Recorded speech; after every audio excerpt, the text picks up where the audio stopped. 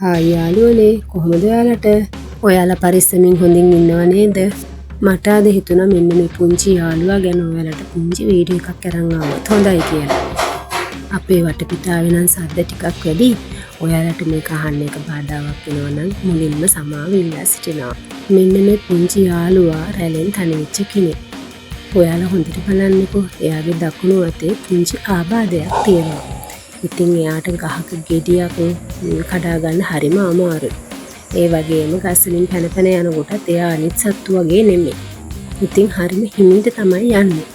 මෙයා සතියේකට පාරක් දෙපාරක් වගේ අපේ ගෙවල් පැත්තට ඇවිල්ලා යන්න එනවා. එයා හැබැයි මිනිසුත් එක්ක හරියම මිත්‍රශීලී.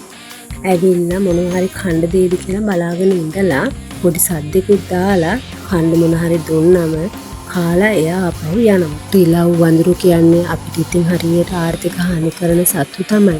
ඒ වුණාට හිතන්නකෝ යාළුවනේ මේ වගේ සතෙකුට ගහලා පන්නන්න පුළුවන්ද? ඔයාලම බලන්න එයා හරිම අපහසුවෙන් තමයි මොනවා හරි දුන්නම එයා කන්නේ. ඉතින් මෙයාගේ වැඩේ ඔය වහලෙට වෙලා ගොඩාක් වෙලා ඉඳලා තනියෙන් සෙල්ලම් කරලා වටපිටාව බලලා එයාට ඇති හිතුනම එයා යනවා. අපිට නම් ඉතින් කරදරයක් නැහැ. ඒත් ඉතින් මෙයාගෙන් කුරුම්බැට්ටි එහෙමනම් පරිස්සම් කරගන්න අමාරුයි කියලා කට්ටිය කියනවා. ඒත් ඉතින් කොහොමද මේ වගේ සතෙකුට ගහලා පන්නන්නේ? මිනිස්සුන්ට වුණත් මොනවා හරි පුංචි ආබාධයක් තියෙනකොට ඒ අය හරියට අසරණ වෙනවා. ඉතින් මේක බලන ඔයාලගෙනුත් මං ඉල්ලා සිටින්නේ මේ වගේ සතෙක් දැක්කොත් කැම ටිකක් දෙන්න දෙපාරක් හිතන්න එපා. එයාලා ගහලා පන්නන්න කලින් චුට්ටක් හිතලා බලන්න. අපිට මේ වගේ දෙයක් වුණොත් එහෙම අපි මොකද කරන්නේ කියලා.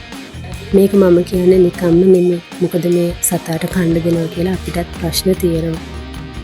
අපි වගේම මෙයාලත් ජීවත් වෙන්න ඕන. ඉතින් යාළුවනේ එහෙනම් අපි ගිහින් එන්න. අපිත් එක්ක රැඳිච්ච ඔයාලට ගොඩාක් ස්තුතියි.